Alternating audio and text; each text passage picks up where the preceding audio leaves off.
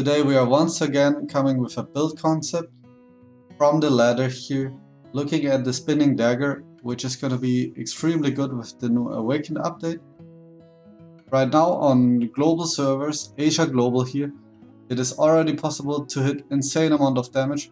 This build that we're looking at from Ratix here is 41 million damage, but people are even hitting 70 million damage on that. That's on the global version of Asia, so it is the same patch as Europe and North America is currently on.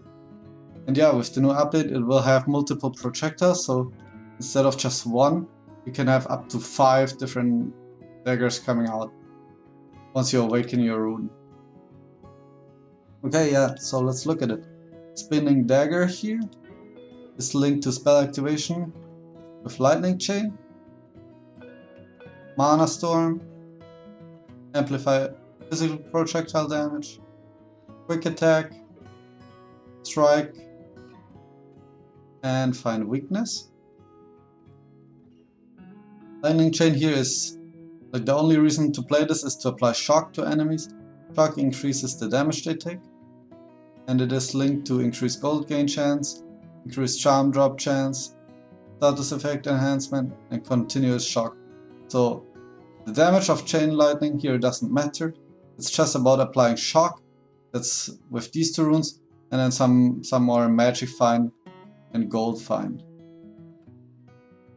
As the other buffs, we have Vital Strike for crit, linked to versatility, increased duration, and time acceleration.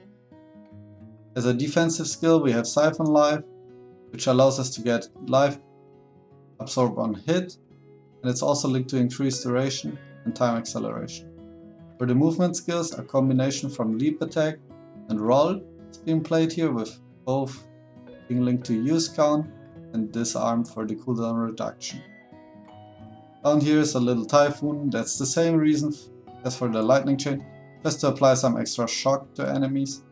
Can be built slotted into any build to apply a little shock here if you have room on your cast bar. But as you can see, once you have the lightning chain linked to it, the person here doesn't even choose to play it anymore, because you already get the shock from lightning chain, so you don't need it. Okay. As the seal here is the seal of critical chance. On the offensive side, let's see, where's the defensive seal? He doesn't actually run a defensive seal yet. So that's probably to save mana cost, since any seal increases mana cost a lot. But it's also possible he hasn't found one yet, so if you can handle the mana cost, I strongly advise to play a defensive seal. There's one for elemental resist, one for chaos resist, one for elemental damage taken dampening, and one for armor. Also one for dodge, but that's more like a niche thing. So yeah. And then last but not least, the buff activation when hit, the Fighter's Wrath for the attack speed.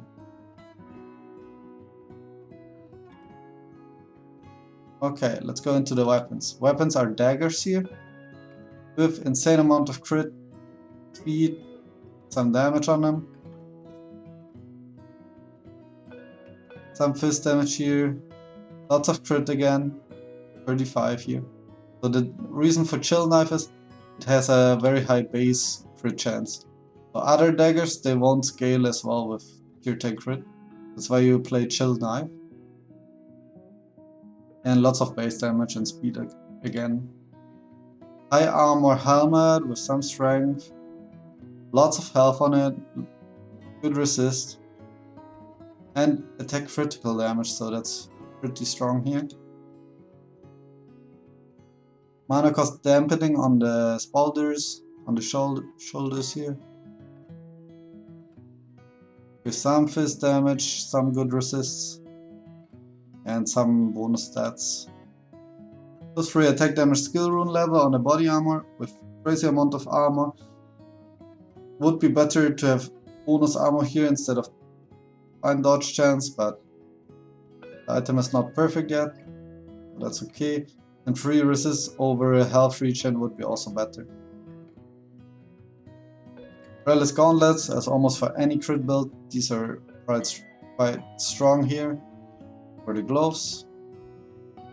Tier 10 movement speed on the boots, very important. Lots of armor, lots of resist. Insane boots here actually.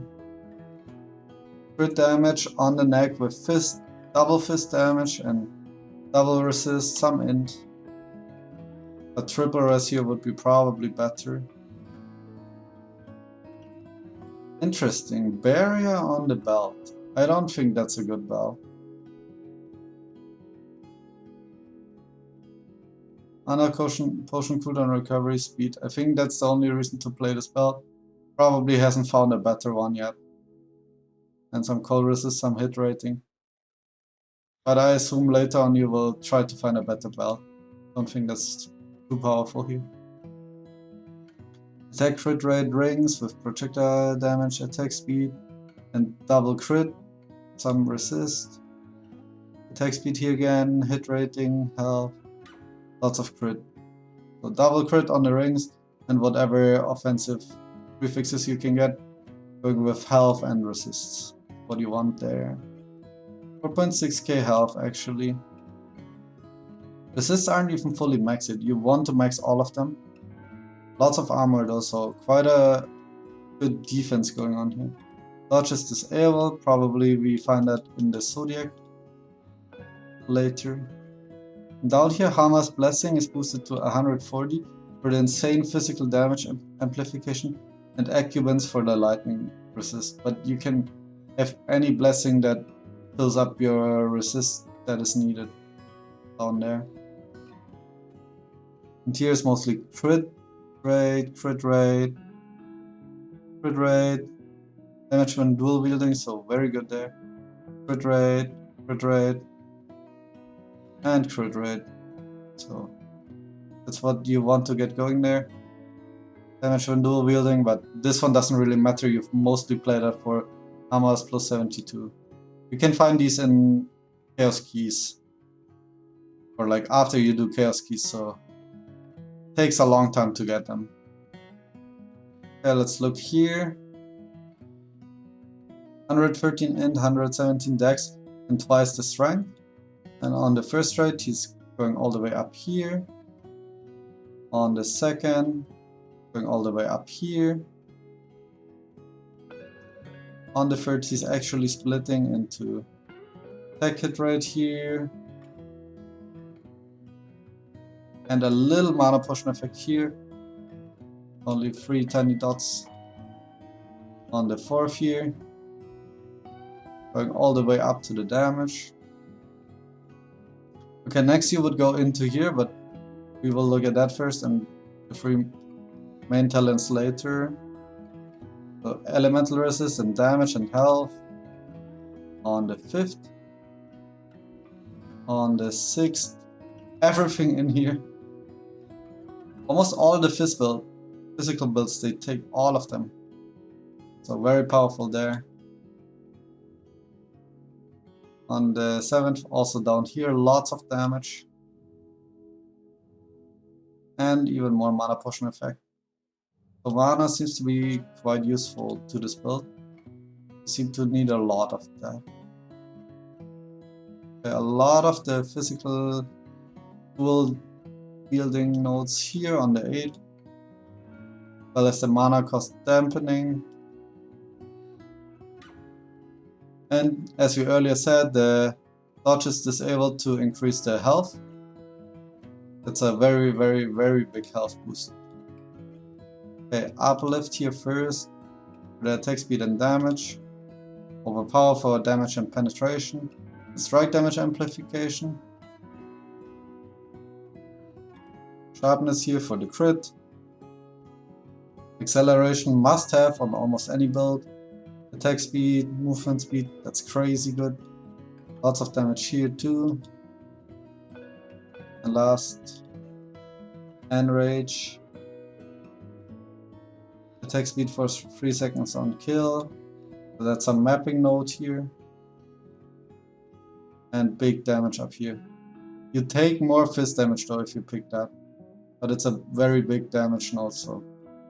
And you get some health regen. on hit, so that is quite powerful actually. You permanently have lifesteal. And for the relic, Avatar of Vesper here goes up to level 30.